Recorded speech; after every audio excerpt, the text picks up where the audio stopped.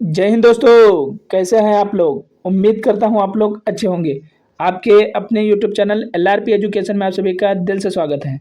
साथियों, आज हम लोग देखने वाले हैं टॉप 20 प्रश्न। कौन से टॉप 20 प्रश्न? किसके? विज्ञान के टॉप 20 प्रश्न, विज्ञान के कक्षा 10 जो यूपी बोर्ड में पूछे जाते हैं। कक्षा 10 के विज्ञान के प्रश्न जो यूपी बोर्ड में पूछे जाते हैं। यूपी बोर्ड में पूछे जाते हैं। इंपॉर्टेंट लेकर आया हूँ यहाँ पर जितने भी हैं टॉप 20 प्रश्न। जैसे पहला क्वेश्चन दिया हुआ, फेफड़ों से शुद्ध रक्त आता है इस तरह से। विटामिन सी का अच्छा स्रोत क्या है? तो ऐसे ही टॉप 20 प्रश्न जो यूपी बोर्ड में 2025-26 जितने जब भी एग्जाम देंगे तो पूछा जरूर जाएगा। आप लोग देखना वहाँ पर पूछे जाएंगे।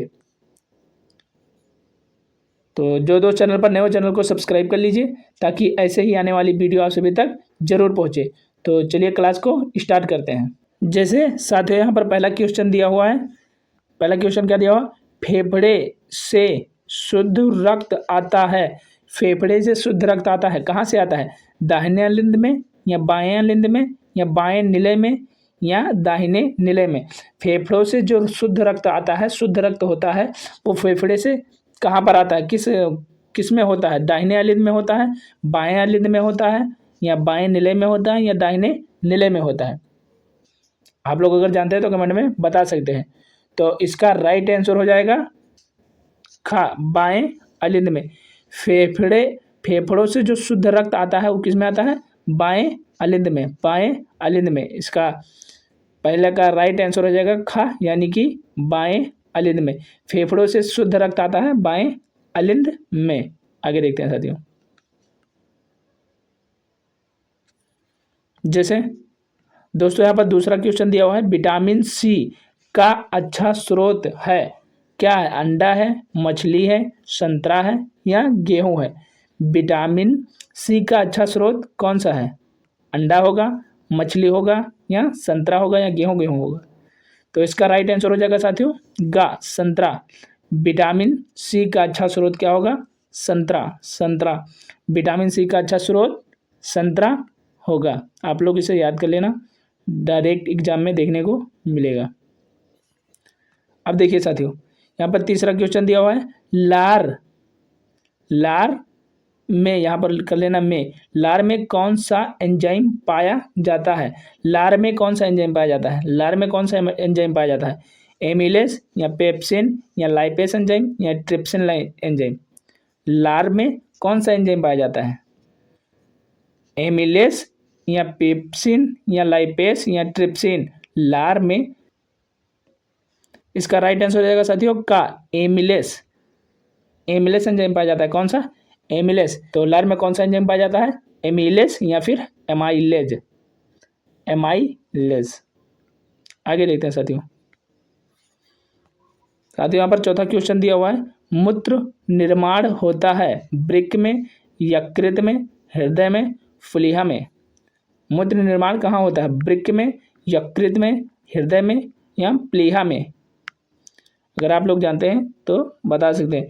ये 2025 क्या नाम है 24 में पूछा गया था। तो मूत्र निर्माण किस में होता है? वृक्क में होता है। किस में होता है? वृक्क में होता है। यूपी बोर्ड में आता है, बहुत इंपॉर्टेंट है। वृक्क में मूत्र निर्माण होता है, वृक्क में। आगे देखते हैं साथियों। यहाँ पर है साथियों, पांचवा क्वेश्चन क्या है? सामान्य मनुष्य में मस्तिष्क भार होता है, यानी जो सामान्य व्यक्ति होता है उसमें मनुष्य के अंदर मस्तिष्क का भार कितना होता है? सामान्य मनुष्य के अंदर मस्तिष्क का भार कितना होता है? मस्तिष्क का भार कितना होता है? 1000 से 1100 ग्राम तक या 900 से 1000 ग्राम तक या 1600 से 1800 ग्राम तक या 1300 से 1400 ग्राम तक? समान मनुष्य के अंदर मस्तिष्क का भार कितना होता है? मस्तिष्क का भार कितना होता है? अगर आप लोग जानते हैं तो कमेंट बॉक्स में बता सकते हैं। तो समान मनुष्य में मस्तिष्क का भार कितना होता है? इसका चौथा राइट आंसर हो जाएगा 1300 से 1400 ग्राम के बीच होता है। 1300 से 1400 ग्राम के बीच होता है। समान मनुष्य में मस्तिष्क का भार 1300 से 1400 ग्राम के बीच होता है। आगे देखते हैं साथियों। छठवां क्वेश्चन दिया हुआ है साथियों, निम्नलिखित में से कौन सा पादप हार्मोन है? निम्नलिखित में से कौन सा पादप हार्मोन है? इंसुलिन, साइटोकाइनिन, थायरॉक्सिन या एस्ट्रोजन, इनमें से चारों में से पादप हार्मोन कौन सा है? पादप हार्मोन कौन सा है? इंसुलिन है या साइटोकाइनिन है, थायरॉक्सिन है या एस्ट्रोजन है? अगर आप लोग जानते हैं तो कमेंट बॉक्स में बता सकते हैं। तो इसका राइट आंसर हो जाएगा साथियों साइटोकाइनिन। साइटोकाइनिन इसका राइट आंसर। निम्नलिखित में से कौन सा पादप हार्मोन है? तो साइटोकाइनिन एक पादप हार्मोन है। पादप हार्मोन है साइटोकाइनिन या कानिन भी कह सकते हैं, साइटोकाइनिन। आगे देखते हैं साथियों।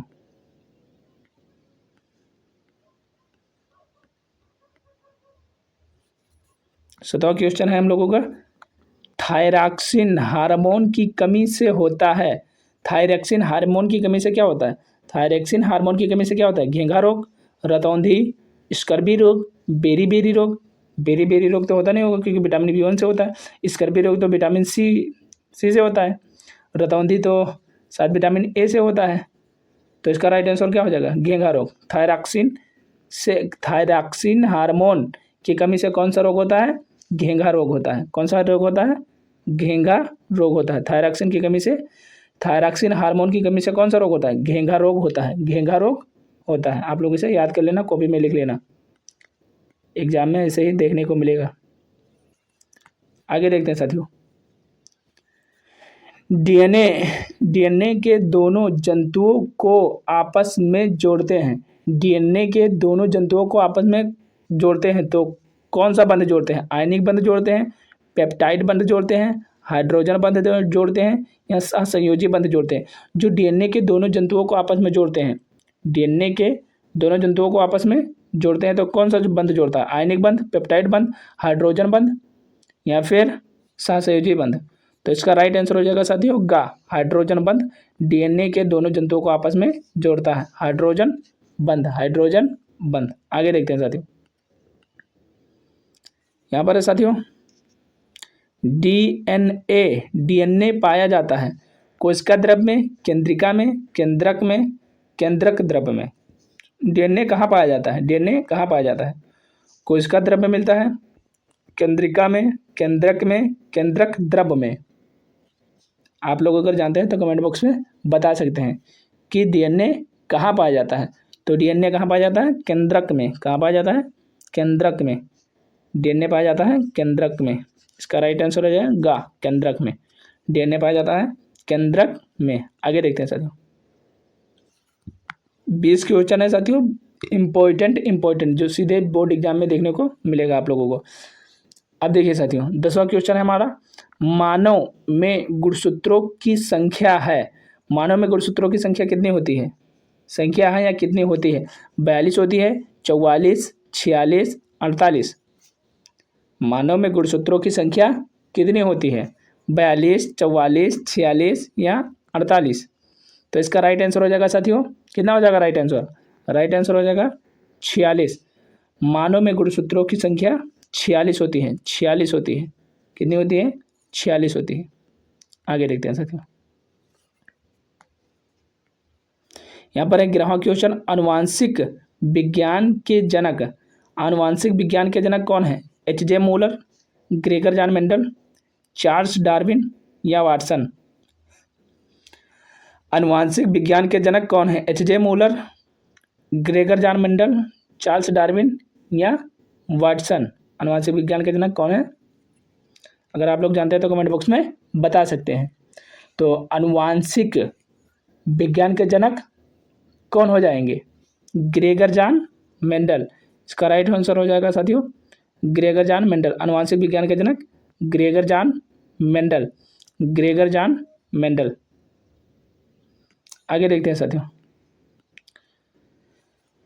यहाँ पर है 12वां क्वेश्चन, समतल दर्पण की फोकस दूरी होती है। समतल दर्पण की फोकस दूरी कितनी होती है? 0 होती है, अनंत होती है, -25 सेमी होती है या 25 सेंटीमीटर होती है? समतल दर्पण की फोकस दूरी होती है 0, अनंत, -25 सेमी या 25 सेमी? आप लोग अगर जानते हैं तो कमेंट बॉक्स में बता सकते हैं। समतल दर्पण की फोकस दूरी कितनी होती है? तो इसका राइट आंसर हो जाएगा साथियों अनंत होती है। कितनी होती है? अनंत होती है। समतल दर्पण की जो फोकस दूरी होती है वो अनंत होती है। आगे देखते हैं साथियों।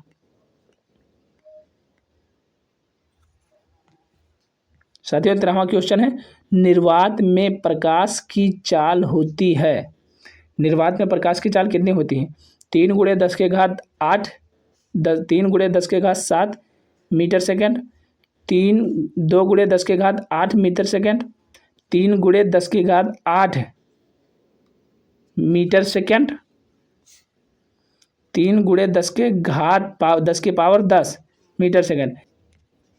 3 × 10⁻7 होता है या 2 × 10⁻8 होता है, 3 × 10⁻8 होता है या 3 × 10⁻10 होता है।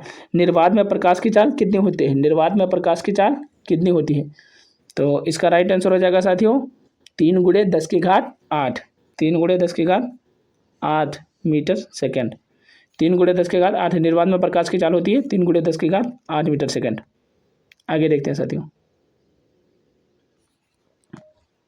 साथियों चंद्रमा से देखने पर आकाश दिखाई देता है। तो चंद्रमा से देखने पर आकाश किस कलर का दिखाई देता है? काला, बैगनी, नीला, सफ़ेद। चंद्रमा से देखने पर आकाश किस कलर का दिखाई देता है? तो इसका राइट आंसर हो जाएगा साथियों काला। चंद्रमा से देखने पर आकाश दिखाई देता है काला। आकाश दिखाई देता है काला। चंद्रमा से देखने पर आकाश कैसा दिखाई देता है? काला। आगे देखते हैं साथियों। 15वां क्वेश्चन है, दूरदृष्टि दोष के कारण प्रतिबिंब बनता है। दूरदृष्टि दोष के कारण प्रतिबिंब कहाँ बनता है? रेटिना पर, नेत्र लेंस पर, रेटिना के पीछे, रेटिना के आगे। दूरदृष्टि दोष के कारण प्रतिबिंब कहाँ बनता है? प्रतिबिंब जो बनता है वो कहाँ बनता है? आप लोग अगर जानते हैं तो कमेंट बॉक्स में बता सकते हैं। तो इसका राइट आंसर हो जाएगा साथियों रेटिना के पीछे बनता है। कहाँ बनता है? रेटिना के पीछे बनता है। दूरदृष्टि दोष के कारण कहाँ बनता है प्रतिबिंब? रेटिना के पीछे बनता है। रेटिना के पीछे। आगे देखते हैं साथियों। विद्युत आवेश का मात्रक, यहाँ पर विद्युत होगा, विद्युत आवेश का मात्रक। विद्युत आवेश का मात्रक क्या है? Joule, volt, ampere, coulomb. विद्युत आवेश का मात्रक क्या होगा? जूल होगा, वोल्ट होगा, एम्पियर होगा या कूलाम होगा? अगर आप लोग जानते हैं तो कमेंट बॉक्स में बता सकते हैं। विद्युत आवेश का मात्रक क्या होगा?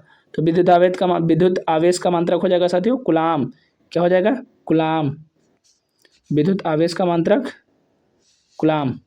आगे देखते हैं साथियों। टाइपिंग में थोड़ा सा मिस्टेक था। देखिए यहाँ पर साथियों 17वां क्वेश्चन है, किसका दृष्टि क्षेत्र सबसे अधिक होता है? किसका दृष्टि क्षेत्र सबसे अधिक होता है? अवतल दर्पण का, समतल दर्पण का, उत्तल लेंस का या उत्तल दर्पण का? किसका दृष्टि क्षेत्र सबसे अधिक होता है? अवतल दर्पण का, समतल दर्पण का, उत्तल लेंस का या उत्तल दर्पण का? आप लोग कमेंट बॉक्स में बता सकते हैं। तो किसका दृष्टि क्षेत्र सबसे अधिक होता है? इसका राइट आंसर हो जाएगा उत्तल दर्पण का। उत्तल दर्पण का घा। इसका राइट आंसर हो जाएगा चौथा उत्तल दर्पण का। आगे देखते हैं साथियों।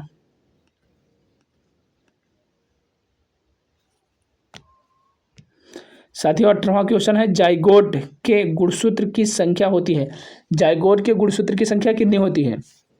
2x या 3x या 4x या 5x? कितनी होती है? या 2 गुणे भी कह सकते हैं, 2 गुणे, 3 गुणे, 4x या 5x। तो जाइगोट की संख्या कितनी होती है? जाइगोट की संख्या कितनी होती है?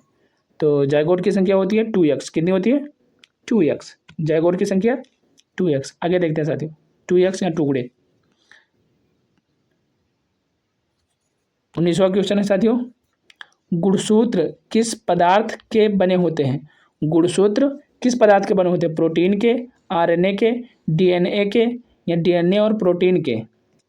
गुणसूत्र जो बने होते हैं वो किस पदार्थ के बने होते हैं? प्रोटीन के, आरएनए के, डीएनए के या डीएनए और प्रोटीन के?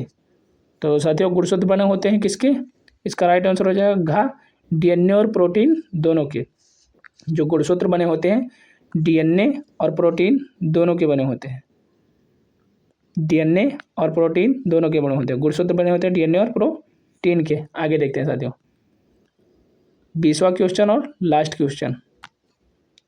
साथियों यहाँ पर लिखा हुआ है 20वां क्वेश्चन में पराग कोश में होते हैं। पराग कोश में क्या होते हैं? वायदल, अंडक, अंडाशय या परागकण।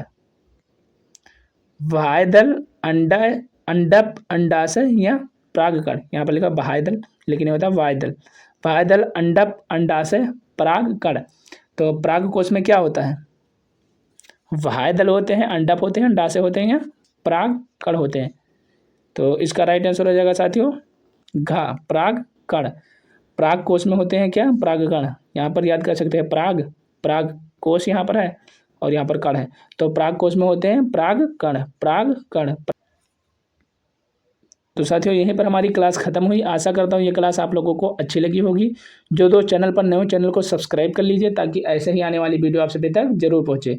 और डिस्क्रिप्शन में लिंक दिया होता है दूसरी वीडियो का, वो आप लोग देख सकते हैं। डिस्क्रिप्शन में लिंक दिया होता है तमाम वीडियो का, जो आप लोग देखना चाहें तो देख सकते हैं। तो फिर मिलते हैं किसी न्यू क्लास में। जो दोस्त चैनल पर नए हो, चैनल को सब्सक्राइब कर लीजिए ताकि ऐसे ही आने वाली वीडियो आप सभी तक जरूर पहुँचे। तब तक के लिए बाय, जय हिंद, जय भारत।